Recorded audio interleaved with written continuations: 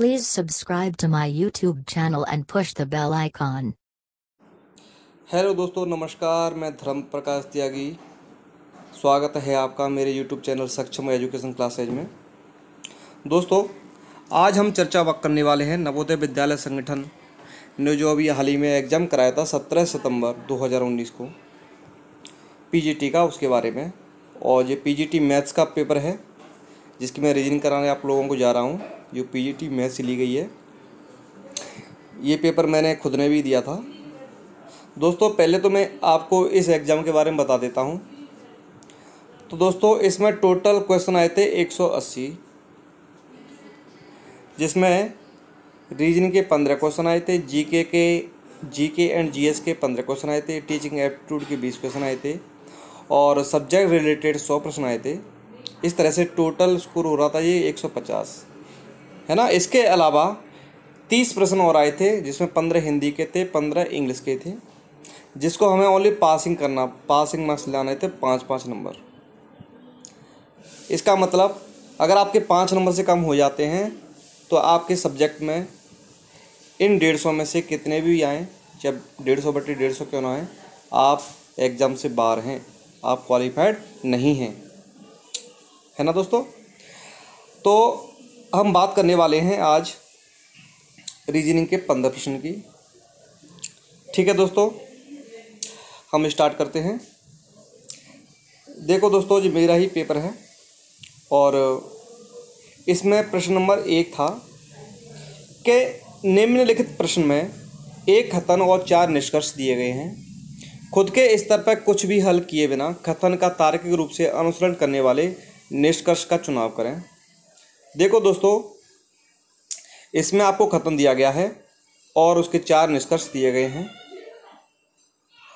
इसमें जो दिया गया है आपको वही मानना है, अपनी तरफ से कुछ भी मान के नहीं चलना है।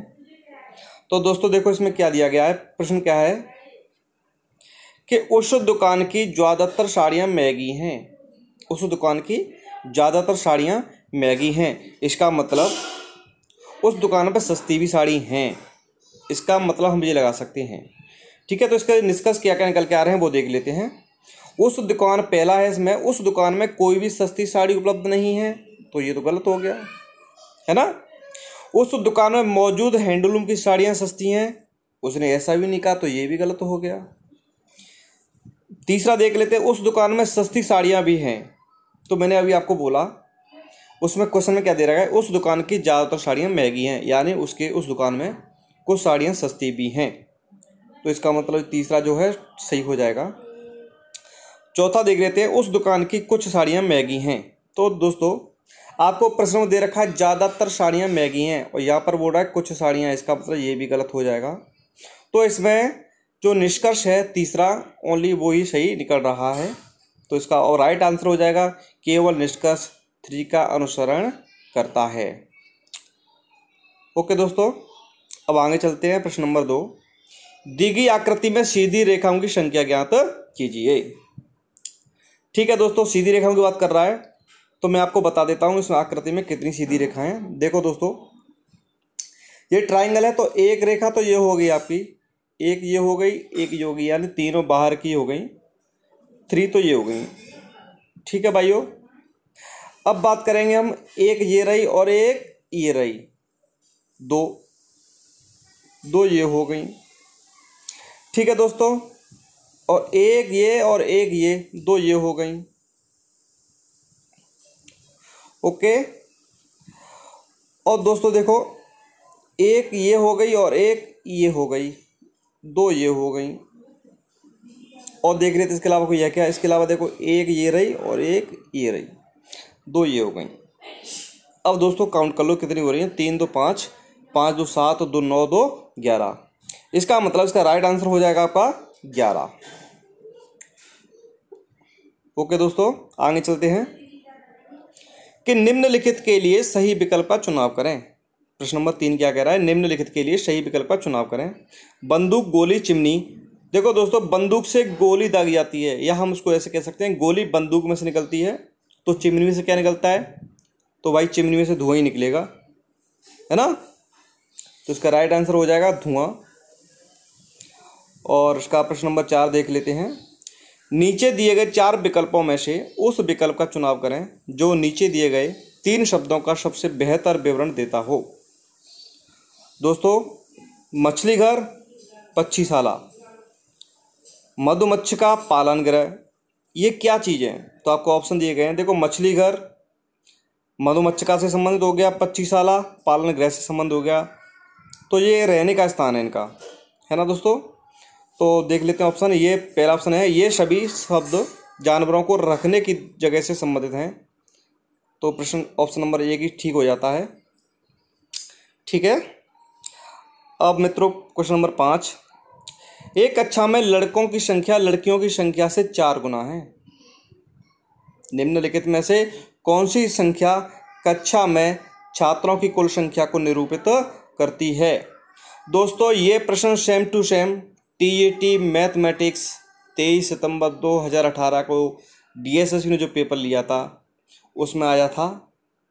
कल परसों मैंने जो वीडियो डाली थी उस वीडियो में मैंने आपको अवगत कराया था, लेकिन डिफरेंस क्या था? ओनली ऑप्शंस का डिफरेंस था। ठीक है। यहाँ पर पूछा गया है कौन सी संख्या है अनुसरण करती है, वहाँ पर पूछा गया था कौन सी संख्या का अनुसरण नहीं करती है। ठीक है दोस्तों, तो देखो क्या कह रहा है, एक कक्षा में लड़कों की संख्या लड़कियों की संख्या से 4 गुना है। अब मान लो लड़कों की संख्या लड़कियों की संख्या 4 गुना है, तो लड़कियों की संख्या मान लो आप x है, तो लड़कों की संख्या कितनी हो जाएगी? 4x। तो टोटल संख्या कितनी हो जाएगी आपकी? 5x हो जाएगी, है ना। अब दोस्तों यहाँ पर देखो, ऐसी कौन सी संख्या है जिसमें 5 का डिवाइड जा सकता है? तो ओनली 65 है, क्योंकि 5x है ना। x यहाँ पर क्या है? कोई पूर्णांक है, कोई इंटीजर है। ठीक है, तो इसका राइट आंसर हो जाएगा 65। प्रश्न नंबर 6 देख लेते हैं। नीचे दिए गए विकल्पों में से उस एक आकृति का चयन करें जो दी गई प्रश्न आकृति की श्रृंखला में अगला स्थान ले पाएगी। तो दोस्तों, आपको यहाँ दिखाई दे रहा होगा, यहाँ पे देखो ये बना हुआ है और एक डंडी यहाँ लगा दी, एक डंडी इधर लगा दी है, और नेक्स्ट में क्या किया है, वो दोनों डंडी तो वहीं की वहीं लगी हुई हैं और एक डंडी इधर से और ये लगा दी है। अब नेक्स्ट में क्या किया है दोस्तों, जो पहली डंडी है इसको हटा दिया गया है, तो बाकी की 2 बची डंडी लगी हुई हैं। फिर नेक्स्ट में क्या किया है, वो दोनों एज इट इज हैं और एक यहाँ पर लगा दी गई है इस साइड में। मतलब हम क्या कर रहे हैं, क्लॉकवाइज चल रहे हैं। क्लॉकवाइज क्या करते जा रहे हैं, एक जोड़ते जा रहे हैं, एक जोड़ने के बाद में एक घटाते जा रहे हैं। ये हमारा क्या चल रहा है ना। अब दोस्तों देखो, यहाँ पर जब ये कर दिया, इसके बाद में इन्होंने क्या किया, पीछे की हटा दी ये वाली। ओके, अब यहाँ पर 2 बची। अब अपन क्या करेंगे, अपन एक जोड़ेंगे इस साइड में। तो दोस्तों देख लेते हैं ऑप्शन के हिसाब से। देखो दोस्तों, ये तो होगा नहीं, है ना, तो 90 डिग्री के एंगल पे सब एक दूसरे के हैं। ये भी नहीं होगा, ये भी नहीं होगा। तो दोस्तों देखो, इसका चौथा ऑप्शन सही हो जाएगा। हालांकि मैं आपको बता दूं, अगर इस प्रश्न में ऑप्शन ये होता, अगर आपको ऑप्शन दिया होता यूं करके यूं यूं यूं और यूं, तो ये इसका राइट आंसर हो जाता। लेकिन इसमें इस तरह का कोई भी ऑप्शन नहीं था, इस वजह से इसका राइट आंसर ये होगा। ठीक है दोस्तों, अब चलते हैं प्रश्न नंबर 7 की तरफ। प्रश्न नंबर 7 क्या कह रहा है कि निम्नलिखित के लिए समान युग्म का पालन करें, चुनाव करें, सॉरी, निम्नलिखित के लिए समान युग्म का चुनाव करें। तो दोस्तों यहाँ पर आपको दिखाई दे रहा है, ये 225 जो है वो क्या है, 15 का स्क्वायर है, और 16 क्या हो गया, 15 + 1 हो गया। यानी यहाँ पर जो संख्या दे रखी है उसका स्क्वायर, और नेक्स्ट जो पद आएगा वो उस संख्या में 1 जोड़ दें। तो ऐसे ये क्या कर रहा है, यहाँ पर अनुसरण कर रहा है। तो हम देख लेते हैं। तो यहाँ पर आपको दिखाई दे रहा होगा, आपको देखो ऑप्शन नंबर 4 देख लेते हैं पहले। ये क्या दे रखा है, 14 का स्क्वायर और 14 - 1 दे रखा है, जबकि यहाँ क्या है, 15 + 1 है, यानी यहाँ माइनस दे रखा है, तो इसको ये तो नहीं होगा। और ये कोई अनुसरण कर नहीं रहा इस तरह का। ऑप्शन नंबर 3 देख लेते हैं। ये क्या है, 16 का स्क्वायर है और 16 में 1 जोड़ दिया जाए तो क्या हो जाएगा, 17 हो जाएगा। इस तरह से इसका ऑप्शन नंबर 3 सही हो जाएगा। ठीक है मित्रों, अब चलते हैं प्रश्न नंबर 8 की तरफ। प्रश्न नंबर 8 क्या कह रहा है कि छात्रों की एक कक्षा में 6 छात्र हिंदी बोल सकते हैं, 15 छात्र अंग्रेजी बोल सकते हैं और 6 छात्र फ्रेंच भाषा बोल सकते हैं। उस कक्षा में कोई भी छात्र अन्य कोई भाषा नहीं बोल सकता है। यदि कक्षा में 2 छात्र ऐसे हैं जो केवल 2 भाषाएं बोल सकते हैं और एक छात्र सभी 3 भाषाएं बोल सकता है तो कक्षा में छात्रों की संख्या ज्ञात कीजिए। तो दोस्तों मैंने आपको बहुत अच्छे से तैयार किया है, आपको मैं दिखा देता हूँ। देखो दोस्तों, हिंदी बोलने वाले कितने थे? 6 स्टूडेंट थे, और फ्रेंच भाषा बोलने वाले भी 6 थे, और इंग्लिश बोलने वाले कितने थे? 15 थे। लेकिन प्रश्न में आपको क्या दे रखा था? एक विद्यार्थी तीनों भाषाएं बोल सकता है। तो मैंने क्या किया, तीनों भाषाएं बोल सकता है, तो ये इसका मतलब मैंने एक को यहाँ रख दिया। तो जब एक विद्यार्थी मैंने तीनों से माइनस कर दिया तो यहाँ कितना हो जाएगा? यहाँ 4 हो जाएगा, यहाँ 4 हो जाएगा, यहाँ 4 हो जाएगा, और यहाँ 14 हो जाएगा, है ना मित्रों। अब उसके बाद में क्या दे रखा था कि 2 स्टूडेंट ऐसे हैं जो कोई 2 भाषा बोल सकते हैं। तो मैंने मान लिया वो दोनों स्टूडेंट हिंदी और फ्रेंच वाले हैं। ठीक है, तो यहाँ क्या हो जाएगा? एक सेकंड मित्रों, एक सेकंड, मैं गलती कर बैठा। यहाँ पर टोटल 6 स्टूडेंट थे, 6 स्टूडेंट थे, यहाँ पर टोटल 6 थे, यहाँ 6 थे और यहाँ 15 थे। जब एक ले लिया तो यहाँ 5 हो जाएंगे ओनली। यहाँ कितने बचेंगे? यहाँ 5 बचेंगे, यहाँ भी 5 बचेंगे, और यहाँ 14 बचेंगे। ठीक है दोस्तों। अब उसके बाद में 2 स्टूडेंट ऐसे थे जो कोई 2 भाषा बोल सकते हैं, तो मैंने क्या ले लिया? हिंदी और फ्रेंच वाले ले लिए। मैंने मान लिया वो दोनों स्टूडेंट हिंदी और फ्रेंच भाषा के हैं जो बोल सकते हैं। तो क्या करेंगे? 5 में से 2 माइनस चला जाएगा, तो यहाँ भी 3 बचेगा और यहाँ भी 3 बचेगा। इस तरह से मैंने इसको बिना आरेख से समझाने की कोशिश कर रहा हूँ। तो देखो मित्रों, एक बार प्रश्न को देख लेते हैं। प्रश्न में क्या दे रखा था कि 6 विद्यार्थी हिंदी बोल सकते हैं। तो आप देखो हिंदी का जो सर्कल बना हुआ है इसके अंदर कितने विद्यार्थी हैं? 3, 2, 5 और 1 6 हो गए। और 15 स्टूडेंट जो है इंग्लिश बोल सकते हैं। तो देखो 14 और 1 15 हो गए। और 6 स्टूडेंट फ्रेंच भाषा बोल सकते हैं। तो 3, 2, 5 और 1 6 हो गए। यानी सारा जो नियम दे रखा था उसका हमारा बैन आरेख जो है अनुसरण कर रहा है, उसका फॉलो कर रहा है। अब पूछ क्या रहा था कि टोटल स्टूडेंट कितने, नंबर ऑफ टोटल स्टूडेंट्स। तो दोस्तों हम जो सारा जो है बैन आरेख में हमने डिजाइन किया हुआ है इसको ऐड कर लेते हैं। तो हम इसको ऐड करते हैं। तो देखो 3 + 2 + 1 + 3 है ना, ये मैंने पूरा ऐड कर दिया है। तो ऐड करने के बाद हमारा 23। तो मित्रों इसका राइट आंसर हो जाएगा 23, है ना। अच्छे से देख लो बैन आरेख को, अगर आपको कोई भी समस्या है तो मुझे अवगत कराएं। अब चलते हैं नेक्स्ट क्वेश्चन की तरफ। देखो मित्रों प्रश्न नंबर 9 क्या कह रहा है कि ₹14 प्रति केजी वाली चीनी की एक किस्म को ₹20 प्रति केजी वाली चीनी की दूसरी किस्म के 15 किलो में इस प्रकार से मिलाया गया है कि परिणामी मिश्रण का भाव ₹18 प्रति केजी हो जाए। तो 14 प्रति केजी वाली चीनी की मात्रा की गणना कीजिए। तो मैंने मान लिया 14 प्रति केजी वाली चीनी की मात्रा है आपकी P, है ना मित्रों। तो हम देख लेते हैं इसको। मैंने मान लिया ₹14 पर केजी वाली चीनी की मात्रा है P, और ₹20 पर केजी वाली की मात्रा है 15 किलो। इस तरह से, और एंड में क्या हो रहा है? ₹18 प्रति किलो पड़े, इस तरह से बात कर रहा है। तो मैंने इसको P माना था। तो 18 × P + 15, यानी टोटल वेट कितना हो रहा है? P + 15, क्योंकि P तो इसमें था और 15 इसमें था, है ना। तो P + 15 हो गया।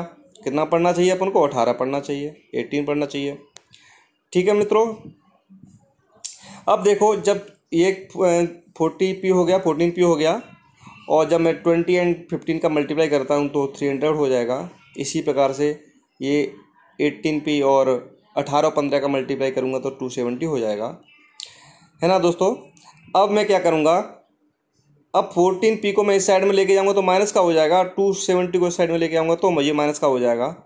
तो 18 में से 14 गया तो 4 बचा, और 300 में से 270 गए तो 30 बचे।